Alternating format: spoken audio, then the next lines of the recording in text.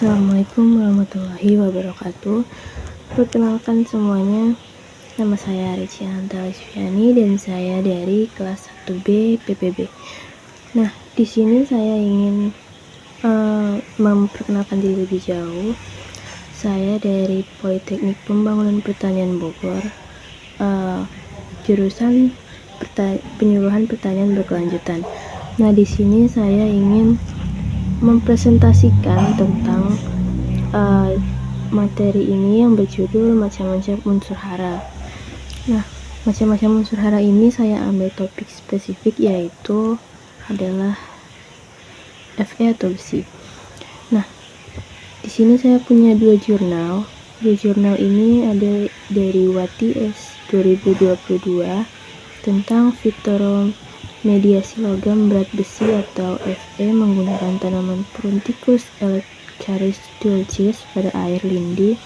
Studi kasus di tempat pembuangan air TPA di Kecamatan Pasir Raja, Aceh Selatan. Doktoral disertasi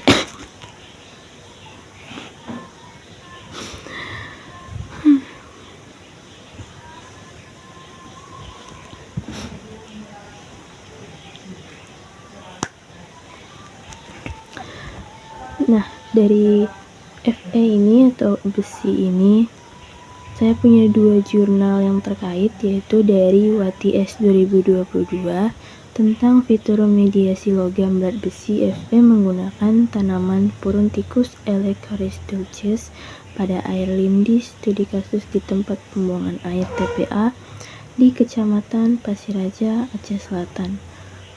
Kemudian yang kedua adalah dari Aisyah KA 2022 uji kandungan logam berat seng atau Zn pada air irigasi tanah dan sayuran kangkung. Baik, saya lanjutkan. Jadi besi ini adalah logam dengan nomor atom 26 dan berat atom 55. Besi ini sendiri adalah zat mikro yang merupakan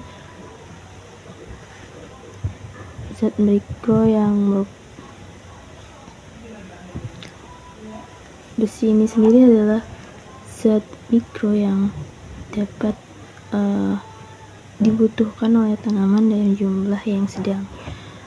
Karena itu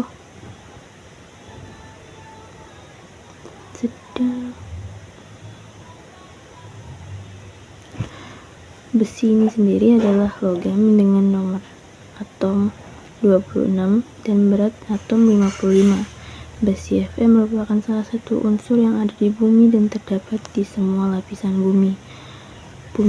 Besi menyumbang 5-5,6% dari kerak bumi dan 35% dari massa bumi. Besi Fe sendiri merupakan unsur esensial yang dibutuhkan oleh organisme termasuk manusia. Di antaranya besi Fe berperan dalam respirasi sel dan digunakan sebagai kofaktor enzim dalam reaksi reduksi dan oksidasi untuk menghasilkan energi. Nah, besi ini setahu saya itu adalah sebuah unsur hara mikro yang mana dibutuhkan tanaman dalam jumlah sedikit. Kemudian kita lanjut. Besi Fe merupakan salah satu logam yang banyak terdapat di tanah bumi atau formasi batuan dan badan air. Jadi terdapat di sela-sela yang ada di batuan yang terdapat di bumi. Jadi bukan terdapat di atmosfer dan lain-lainnya. Kemudian bahkan di beberapa tempat di bumi konsentrasi Fe-nya mencapai 70%. Jadi hanya di beberapa tempat tertentu. Besi Fe atau 2+ dapat ditemukan dalam kondisi anaerobik dan lingkungan asam. Anaerobik itu adalah kondisi yang tidak terlalu punya banyak ruang untuk celah di mana udara masuk. Kemudian air tanah sendiri biasanya anaerobik karena jumlah CO2 yang relatif besar dan karakteristik pH yang rendah. Effendi 2017. Jadi tersebut tadi sudah dikutip dari Effendi 2017. Kemudian besi Fe2+ merupakan jenis besi yang terdapat dalam air dan tanah. Hal ini dikarenakan air tanah tidak mengalami kontak langsung dengan oksigen dari atmosfer. Konsumsi oksigen bahan organik oleh mikroorganisme menghasilkan keadaan reduksi dalam air tanah. Dampak berlebihnya konsentrasi Fe berpengaruh terhadap warna air yang digunakan. Pada perairan yang diperlukan untuk keperluan domestik, pengendapan ion feri dapat menyebabkan karat pada peralatan yang terbuat dari logam. Nah, Fe ini ketika ada pengendapan ion feri itu bisa mengalami pengaratan. Jadi jika kalian di rumah melihat ada seperti pengaratan, itu adalah ulah dari ion feri ini tadi. Kemudian porselin dan perubahan warna baju.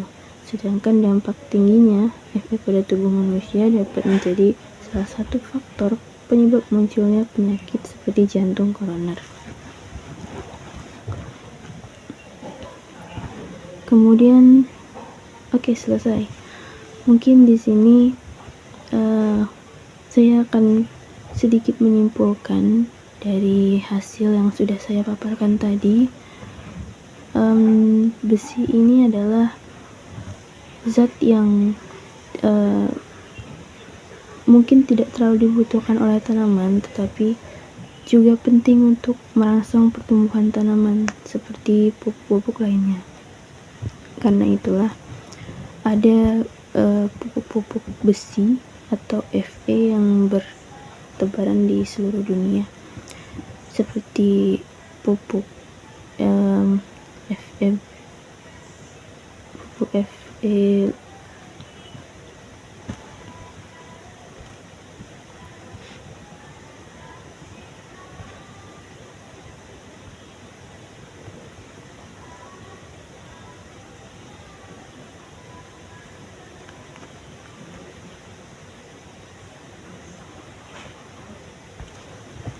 seperti pupuk mikro itu pupuk yang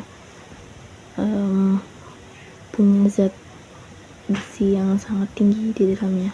Bukan tinggi, itu adalah pupuk yang punya kandungan besi yang cukup dalam kadar yang dibutuhkan oleh tanaman. Mungkin cukup sekian dari saya. Jika ada salah kata, saya mohon maaf, dan kepada Allah saya mohon ampun. Saya akhiri, wabillahi taufiq wal hidayah. Wassalamualaikum warahmatullahi wabarakatuh.